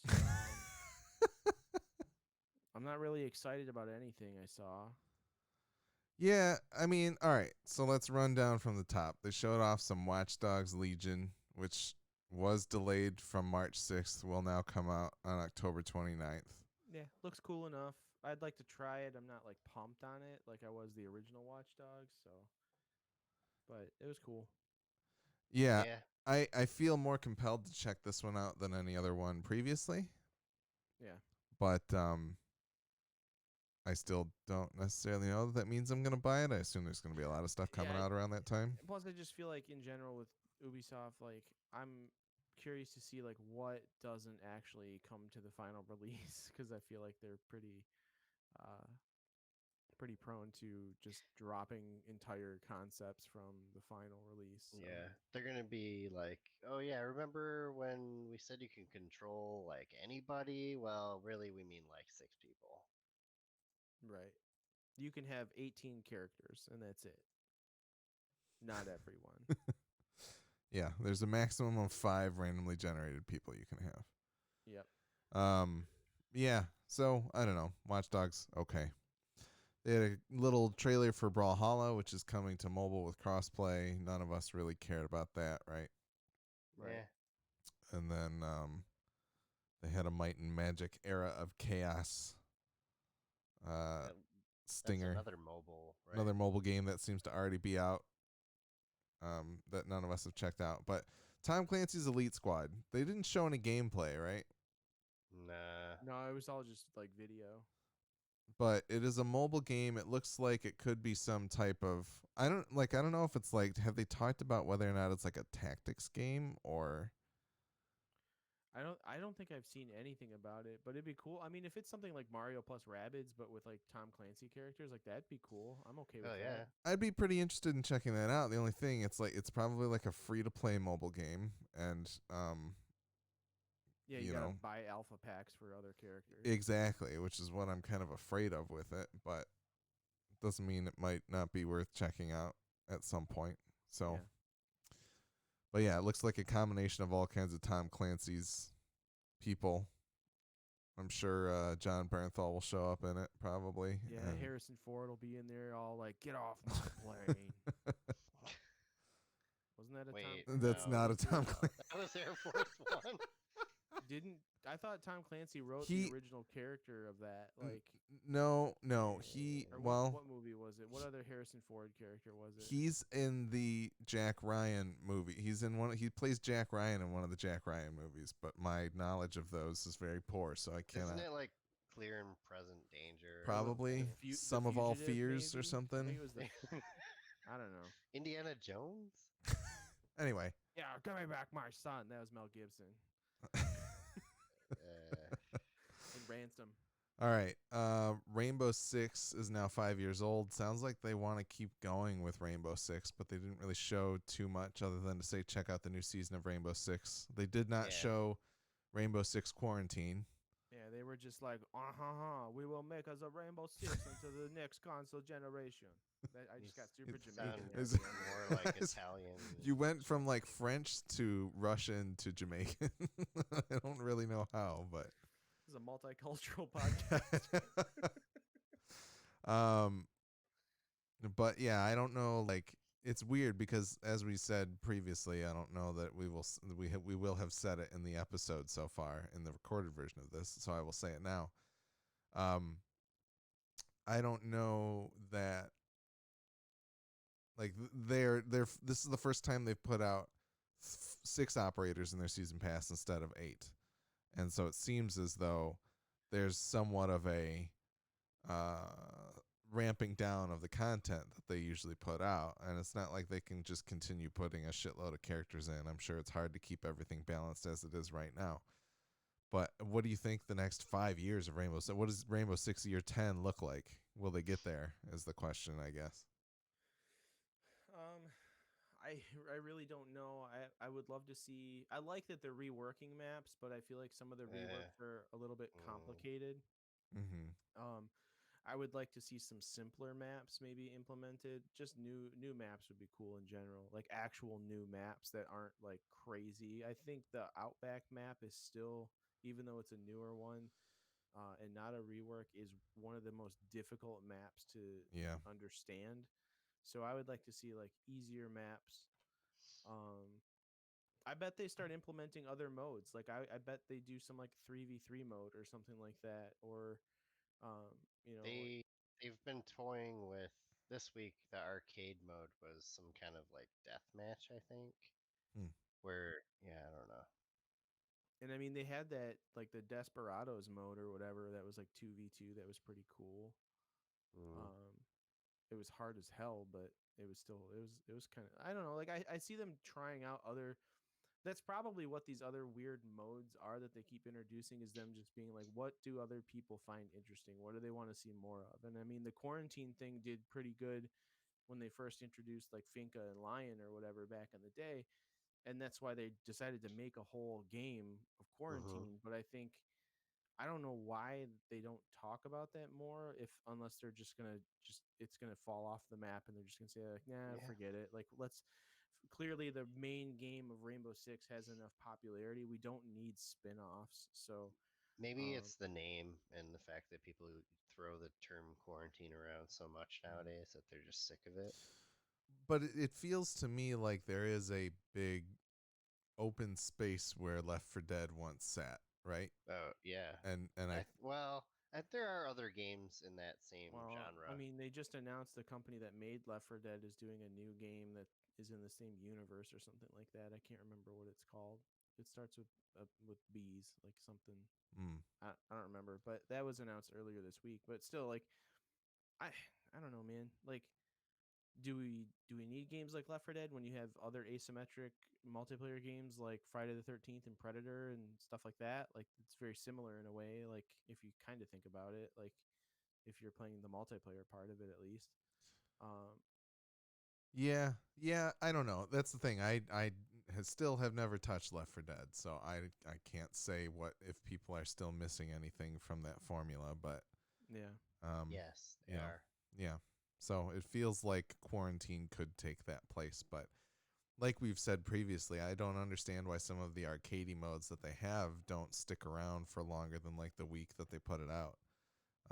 Maybe they don't want to fragment their player base or like change. Like they probably have enough different hoppers of um, players to try and throw into unranked and quick play and things like that. So by adding another mode, they can kind of like it probably lightens the loads of the other, which they don't necessarily want to do. So maybe that's why they don't leave them going longer. But I mean, feel like there's there's 60 room for that. million people playing, but they're on separate platforms because it's not cross-platform. So I don't really know. Yeah. I mean, I could see them introducing cross-platform, seeing as like Call of Duty does it. You know. Yeah, I don't see why Why not. wouldn't they? Like, that's I could see that being a thing they do down the line at least. Is especially like they're gonna have to do something with that with the as soon as the new consoles come out. You're gonna fracture your player base across PlayStation 4 and PlayStation 5, or Yeah. are the PlayStations going to be able to play with each other and the Xbox is going to be able to play with each other? At that point, why not just open it up for everybody? Yeah, that would be interesting to see. I mean, we've seen Zach murder people with a controller, so on PC. So why not? Yeah. But yeah, other than that, like I don't really know what to expect out of Rainbow Six. I just hope they don't ruin it in any way because it is still a great game to play. Yeah, I don't think they will. I think they've been paying good attention to what works and what doesn't. And I like the new operators that they put out too. For sure. I don't necessarily think they're cool. like, I didn't feel like they were running out of ideas, but like I said, I assume they probably lessen the amount of characters that they're going to do because it's just so hard to make sure people are balanced and keep them relevant and interesting. But I mean, there's people that I never see in quick play, and nobody ever plays like IQ, rarely. And like, Capitao had a hard time for a long time. So it's interesting to see them try to continue to make different people relevant. And I wonder if there's a way that they can try to go back. Like if they're going to start reworking characters instead of just maps, Tachanka seemed to be the... Yeah, they've got the Tachanka rework that's supposedly coming. Yeah. So I know that there's also like it's not they could touch some people. Like if they went to try and redo Caviera, I know that people would probably get very angry because of the way that she plays right now. She's very successful for a lot of people. So I don't know. It'll be interesting to see where they keep going with it, how they continue to invent it. Right. Next up in the Ubisoft Forward press conference thing, Hyperscape PC Open Beta is available today. There's also a free 30-tier battle pass. So that is the aforementioned battle royale that Brian has played a little bit of and would like to check out a little more. I guess I can. Yeah, so that's good. And yeah, PC only right now, but it seems like this is probably something that'll make its way to consoles at some point, right? Probably. Kind of interesting that it's not all out, but I wonder if that like 30-tier battle pass, because that's how all of their battle passes are for each of all the Ubi games that have them, is they're all 30-tier. I wonder if that's like just a sweet spot that they kind of figured out for like the hardcore and the casual players can all deal with like 30 levels of a battle pass. yeah, I don't know. Yeah. Assassin's Creed Valhalla was next. Mm-hmm. They showed some actual gameplay this time, unlike at that Xbox thing. Yeah, they're showing a bunch more during this like after. Yeah, I've been watching it. After show. After I show. guess. You can play as a male or female. Looks like there's some form of settlement building. They're also doing like large scale siege battles, which seems very cool as well. And they gave it a release date of November 17th, which is John's birthday. So happy birthday, John. So get him a copy of Assassin's Creed Yeah, Valhalla. everybody buy John on PC additional please. copies of Assassin's Creed.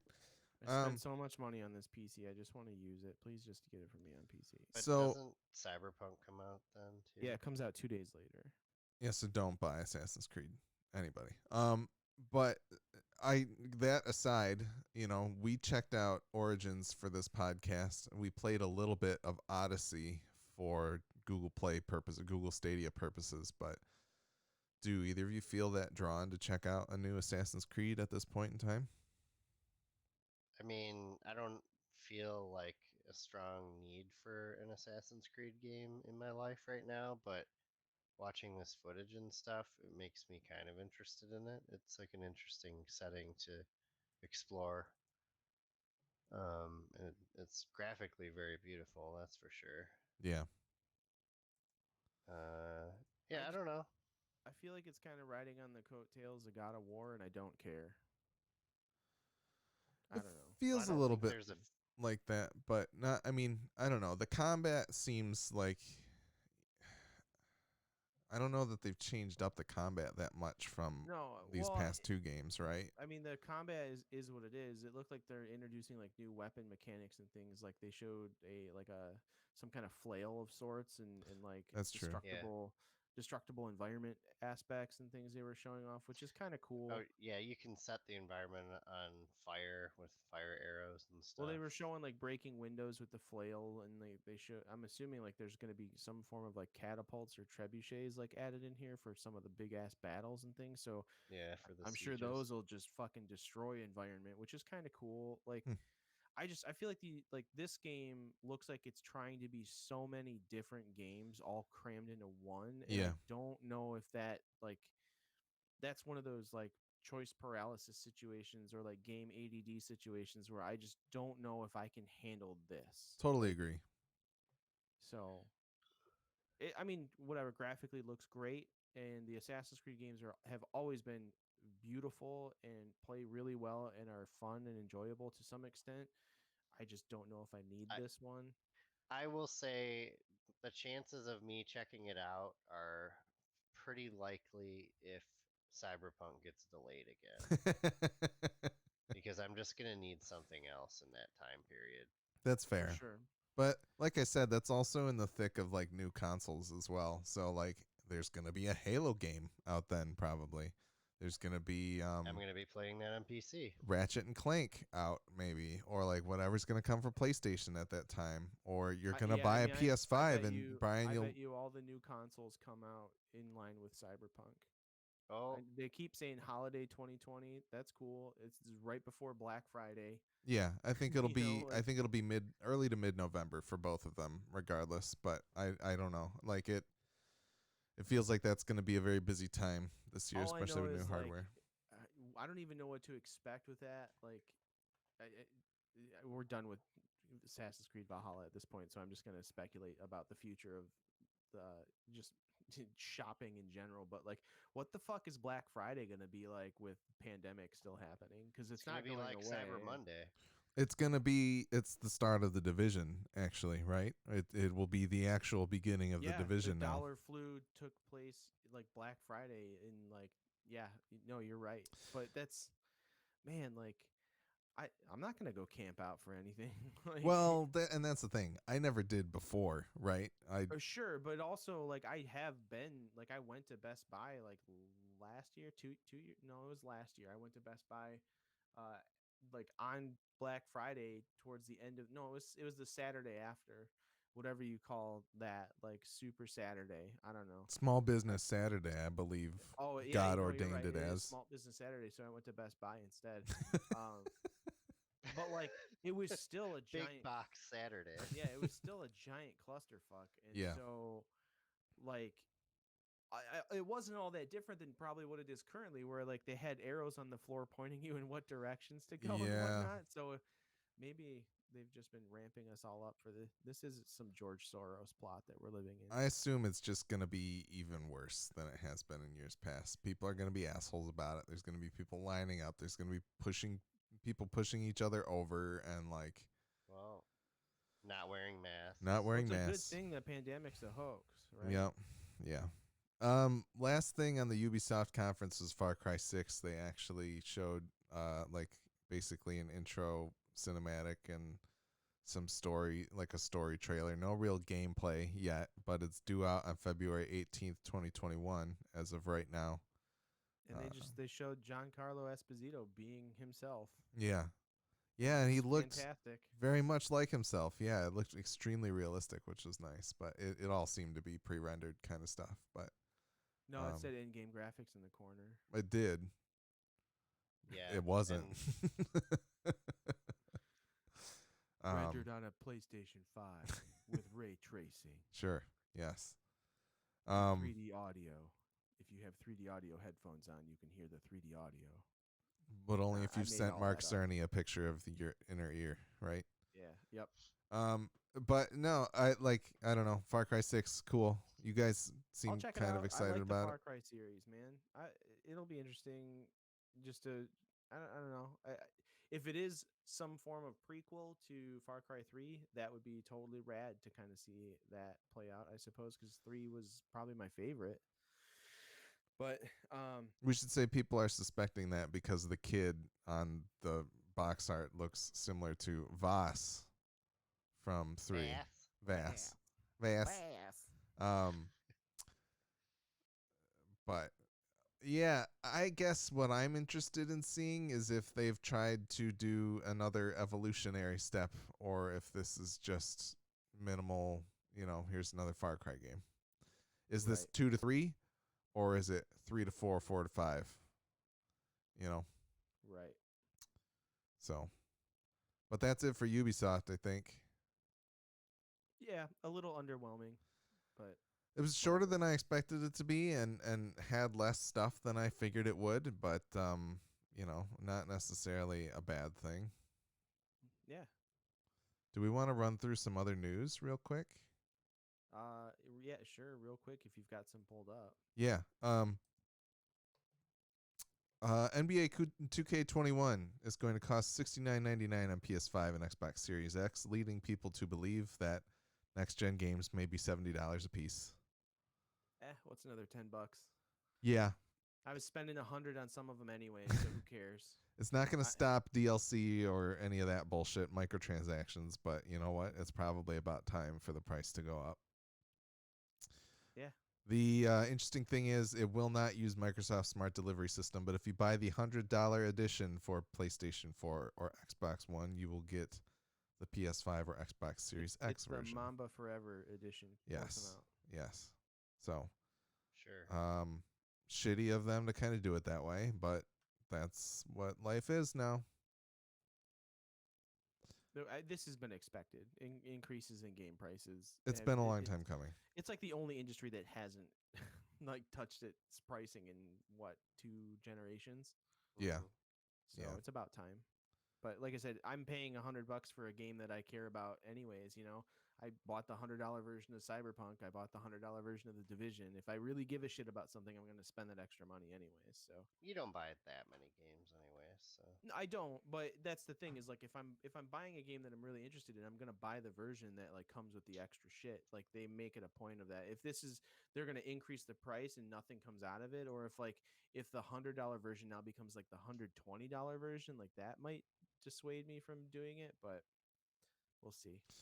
Mm-hmm. You heard it here first. John is buying the Mamba Forever edition of NBA 2K21. No, I'm just gonna let my Origin thing lapse again, like I did, and end up paying another $100. Fuck me, man. Whoops. This is an EA though, right? It's 2K. No, it's yeah. 2K. So. Oh, that's right. Yeah. No, never mind. Your plan won't work. No, Next up, Evo Online. Evo got canceled, and Evo Online was made, and then Evo Online is now canceled after the CEO received some accusations of sexual abuse. This is a bummer for the fighting game community. But, people were pulling their games, advertisers were pulling money, and it basically just came down to no, thank you. We're not going to have this year. It sounds like the CEO, Joey Kueller, who knows, Kruller is stepping down and not going to be part of the Evo, the organization of Evo, or at least he will not be in a position of power in the company for a while going forward, at least. And there are other people that were founders of Evo that will continue to take on the take on the reins, but no Evo this year, so that sucks. But yeah. The LA Noir developer is working on a AAA VR open world game, supposedly, which is cool. For Rockstar specifically. So looking forward to Grand Theft Auto 5 VR. And I've still never gone back to play LA Noir, and I would like to do that at some point. Me too. But maybe we should do a retro review of that because I have it on Steam. That'd be cool. I have it on Steam as well. But yeah, it's probably cheap. Probably. I think I bought it for $5 when it at some point. Me too. Yeah. So. I think Rick bought it for me actually as like a present, and I've never touched it. Yeah. John shared this one. Monster Rancher 2 is getting ported to Switch, iOS, and Android in Japan this fall, and I hope to God it comes to the U.S. I don't know what this is, and I don't want to. It's just a dumb Japanese game that you'd probably hate. No, but here's what you need to understand is that in the original game on the PlayStation, you could put CDs into the system in order to generate a monster for the game. What? Yeah. It was fucking awesome. You would go to hatch a monster, and it would say, like, insert a disc now. And you could literally take any disc, like any CD that you had laying around. It could be a music CD. It could be a DVD. It could be anything that it could read with a Did you try putting a sandwich in? No, I did not put a sandwich in. Yeah, it just made John in the game. Yeah, I was a fried bologna sandwich in the game. Oh, you could fit a piece of bologna in. Yeah, think about the true. size of the CD. Same size of the CD. But yeah, you could put CDs in, and it would read the disc, and it would make a monster based off of like the information on the disc. Why do they have to use the worst fonts in these games? That's like the whole reason I don't play Japanese games. Because you can't read Japanese. I'm not kidding you. I can't stand the menus. They Fair drive enough. me insane. So it looks like instead of using CDs on the Switch and your phone, because you can't do that, they are going to be using an online CD title database, which is great because that means I won't have to buy that stupid In Excess Kick CD that made the best monster in the first game. That's a good CD, probably. Maybe, but I didn't own it and therefore was angry. But it kind of made me want to go back and play it because I still have the first one for PlayStation, and I kind of want to go back and try to play it and also see if I can like burn discs to get the monsters that I want. Yeah. But what happens if you use remixes of them too? You think you end up with? Yeah, I guess you would it's end up just with some entirely horribly different monsters. disfigured You end up monster. with monsters with deformities. Yeah. Yeah. Well, yeah, that's a cool concept. I appreciate that. But Yeah. Yeah. We'll see if it. I don't know if it'll come over here or not because it looks like they had Nobody ported has the first CDs one. anymore. Yeah. Right. The first one didn't make it over here, but we'll see. The Sims is getting a competition-based TV show. It's an esports type show. It's going to start this Friday at 11 p.m. on TBS, I believe. Oh wow. Real channel. And there's going to be 4 episodes of it, which is interesting.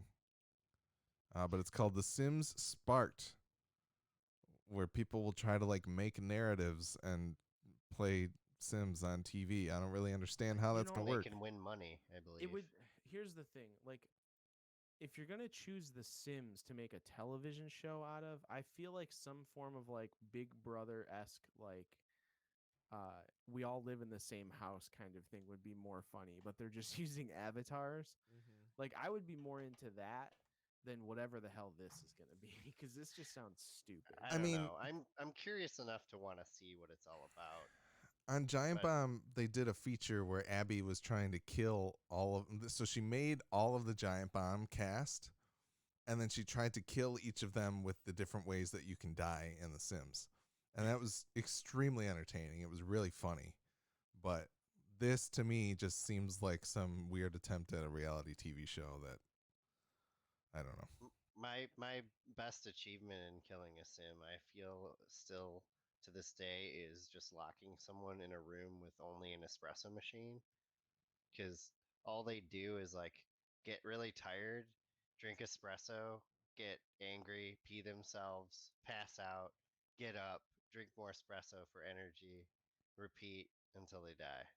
It sounds very autobiographical, Brian.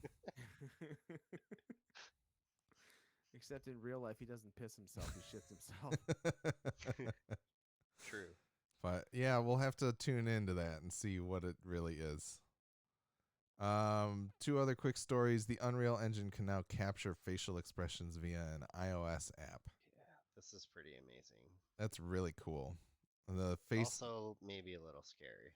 Well, yeah, but like all the technology they're using for like Face ID on on iOS just kind of means that you can do that type of mapping in an easier way. So it's crazy. It's interesting that it's kind of reducing the barrier to making that type of stuff. Like if we could make an Unreal Engine game, which would take a lot more effort, but we could put our own faces in it just by holding the iPhone in front of our face. That'd be pretty rad. And we could do like this might make it easier for indies to do motion capture, which is crazy. This is true. So, yeah, very interesting, very cool. And finally, a sealed copy of Super Mario Brothers broke the record. It sold for $114,000. Wow. Which the previous record sold last year for $100,000. And yeah, sucks for those people because Does it say what the rating on its 9.4? It's a 9.4. On the previous one. Oh. It said similar condition in this article, both 9.4s it looks like. Okay. Yeah. It's just, you have to pay a little more than the last guy to get the same thing. Apparently. That's how this works. It's crazy to think that video games used to come in a cardboard box. Yeah. Yeah. Well, and that's the thing, like I have a bunch of Game Boy games that I still have the boxes of. Yeah. I have a bunch of old school PC games, and I think I'm going to try to sell them at some point. Those go for a good amount of money. Some of them do, yeah. Yeah. I mean, I've got an OG copy of Deus Ex. They're like the big box ones. Yeah, I've got Deus Ex. Oh yeah, I've got that. I've got an OG copy of Warcraft 2. I've got OG Diablo. I've got Messiah. I've got I've got a handful of them. Vampire the Masquerade. Yeah, so I've got. I also wouldn't mind just having them on a shelf for decoration in here. But it's just for decoration. Just for decoration. It's only in the morning. Well, that's all I got for news. I know that there's some other stuff that's happened, but that's what we had available at this point in time. And we're getting to the point where we want to be done anyway. So, Yep, starting to get hot in the room up here. Yep. 10p. Next time, Ghost of Tsushima for John and I, at least. That's what we're doing. Poor Brian. Ghost of sadness for me. Ghost of sadness. Yeah, man. If you want to follow us on social media or see other places you can listen to or watch the show, check out MidwestGameNerds.com/links. The Midwest Podcast Network now has a Patreon. The Patreon is meant to benefit all the shows on the network. You can subscribe for as little as $1 a month and help keep our shows alive and well. Check it out at mpn.bz/Patreon. Thanks again to Jason K. Gojo and Sidson for their contributions. We really appreciate you guys. Anybody who is part of the Patreon, we're so just delighted and grateful for your gracious your graciousness. It is awesome. We appreciate that very much. And as always, we do